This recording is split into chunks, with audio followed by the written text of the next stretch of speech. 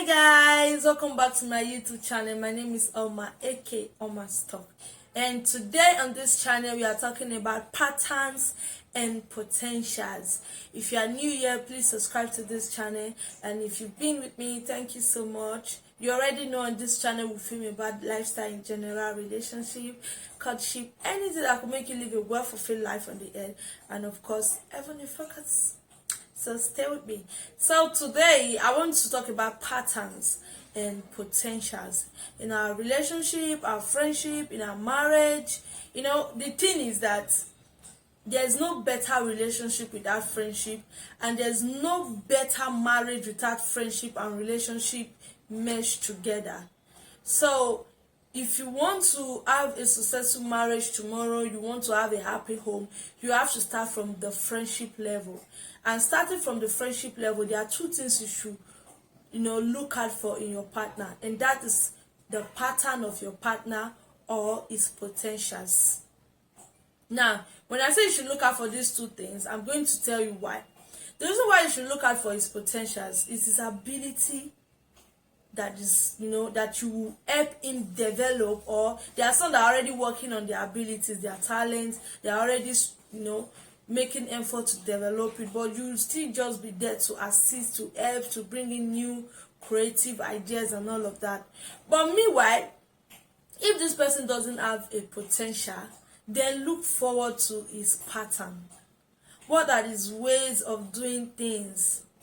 Does he just make a plan and sit down and be saying, oh, once I just got 10 million, I'm gonna invest in real estate? Guys, it's just something that some people will just make plan, and then they'll be waiting for one big amount of money to start the plan. What if this money doesn't come in 10 years, 5 years? So you will just sit down and do nothing.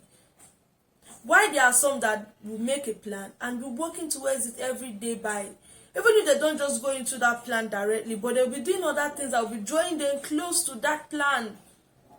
So the difference is that one has a plan and is not working towards it. He just wants to do it, just all of a sudden. And another has a plan, but he's making effort, he's making research, he's reading books on people that have done those same things, their failures, their success, the problems, the challenges they encountered. So you can already tell that between these two, if these two persons should go into this business or whatever it is, one will likely be more successful than the other, because one has been preparing for 10 years while the other has been sitting down for 10 years for the 10 million to come. So the one that has been preparing for 10 years waiting for the 10 million to come will likely be more successful than the one that just sat down and said, oh, I already have it all planned, I have it all calculated, things like that. Now let's break it down to our relationship and our day-to-day life with the opposite sex. Now, if your partner has a plan and you see him is not working towards it, some people can just say, I actually plan to. What are you planning to? 1 year you'll be planning to, 2 years you'll be planning to, 3 years you are still planning to. Why there are people that they don't even have, a plan that was as big as yours, and they're already making it so big and they are doing well. This is not to say that some people cannot move faster than some, but it's just to say that even if your plan is not moving fast, let it be moving. Let it be moving. Even if it has to be crawling, even if it has to be leaping, let it just be moving. Let it not be stagnant. Okay, when you're in a relationship and then you meet this guy, okay, fine, what are your plans? What do you want? How do you want the future to be like? Or do you have any plan? And the person will be like, man proposes, God disposes. Now let me tell you something. That statement, you see that man proposes, right? That is to tell you that man already has a plan. Man has planned down something. Then God comes to look into the plan. So okay, you've planned to purchase a car in January. Okay, it's not going to work in January because there are some things that will happen in January, that if you should get this car, something bad might happen to you. Let's shift it to June or July. But does it mean that you just sit down and not propose anything? You have to propose and let God do the disposing. So don't just sit down and do nothing and you're waiting for things to work out fine. It doesn't work that way. So you should look out for what? Patterns rather than potentials.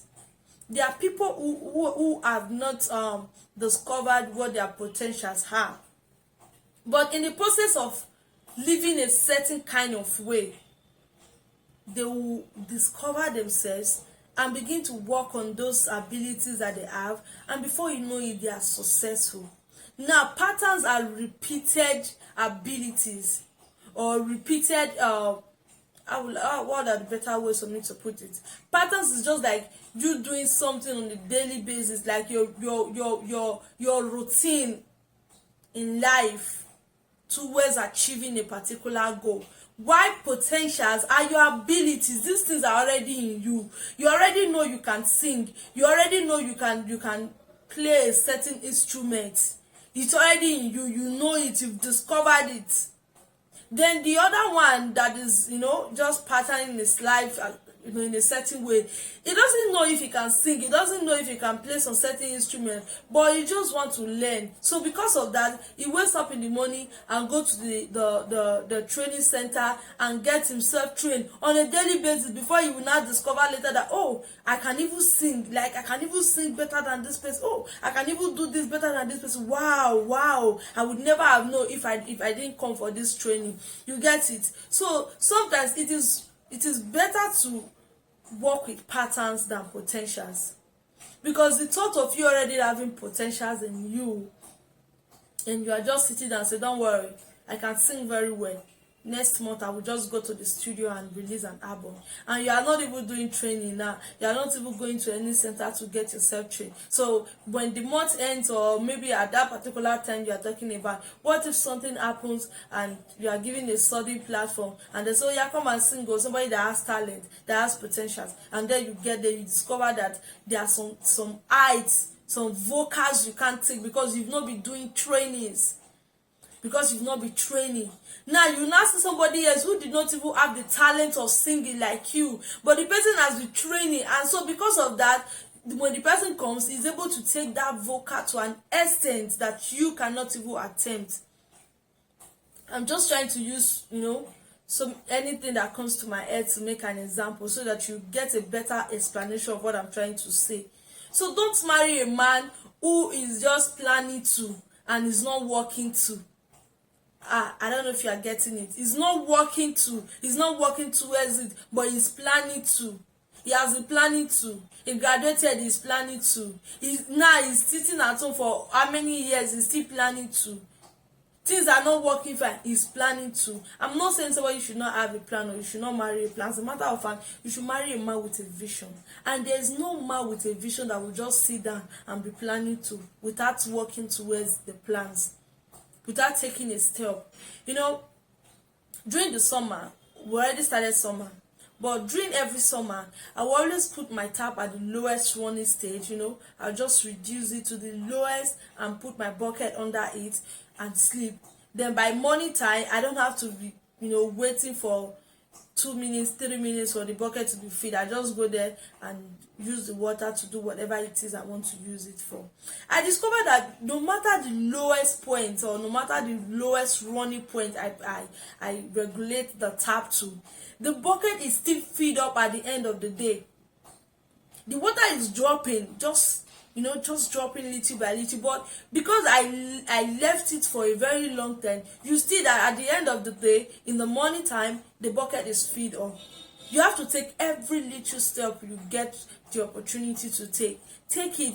You will still arrive at that destination. You will still arrive at that point. But when you sit down in one place and you are waiting for a miracle to happen, sometimes the miracle might never really happen. The miracle might never really happen because God has to see what you are doing already before He can say, oh, my daughter is already doing well, please go and favor. Now this comes with both parties. not just with the man alone, but with the woman too. What are you doing with your life? Are you waiting? Are you just sitting there and say, oh, I'm going to get married tomorrow and my husband is going to take up the family? What if tomorrow you get married to a man that is, not too financially buoyant? How would you support him? Or let people say that you met a man that was financially okay, stable, and then you get married 2-3 years into the marriage and things are shaking for the man. How would you survive? How will you support this man when you've not been doing anything with your life? You've been sitting down without, doing something. I was listening to one of the YouTubers I regularly listen to some days back, and she was talking about how she got married without having money, and she regretted it badly.